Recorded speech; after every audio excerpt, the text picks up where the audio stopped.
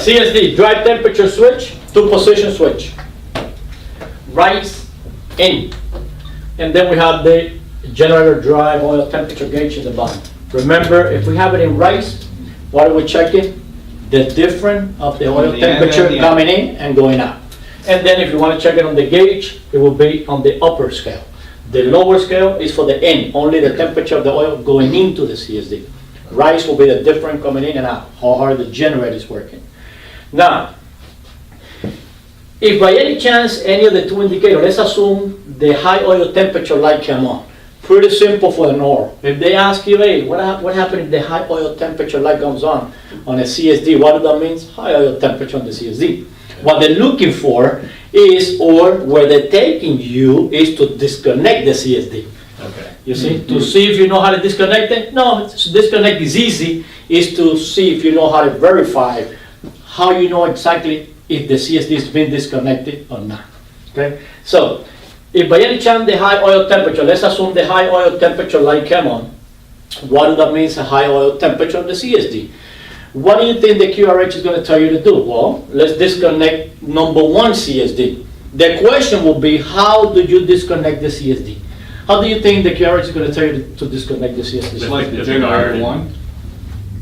First, the same thing like I told you before, depending on your answer, you might get another question. Okay. So if you say, well, 80% of the pilot, don't feel bad, lift the guard and disconnect it. I say, okay, good. So how do you know that you disconnect the CSD?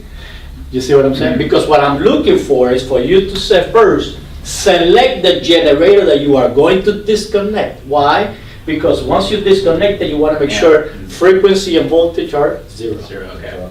That's the true meaning of a CSD disconnect from a generator.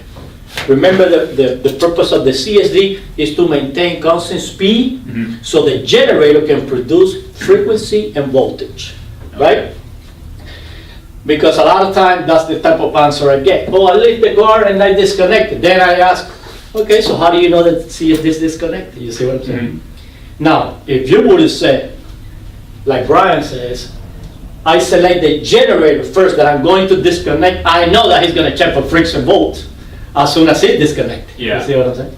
Yep. So that's the best indication. Some people says, I lift the guard and I disconnect. I say, okay, so how do you know you disconnected? Oh, the generator bus light comes on. Well, it is true, but it's not a good answer. Because this light can come on for overspeed, underspeed.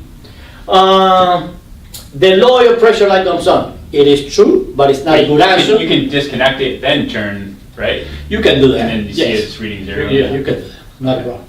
The only thing for an OR is better off if you say I select the generator first. Okay. That you are going to disconnect. That should be the proper way. Yeah. Can you do that? Yes, of course. Not a problem. But it looks better, it sounds better if you say I select the generator that I'm going to disconnect, then I lift the guard, I hold the switch into my frequency and voltage at zero. Okay. Then you can say the low oil pressure light comes on, the source of light or the bus of light is going to come on, and the generator or bus light comes on. The only light that you should have here off will be the transfer bus. As long as the bus transfer switch is in auto. Auto, okay. How can you get the bus off light off? By running the APU. Yeah, to turn off the light because then it'd be Right. powering. Okay. Yeah. Okay.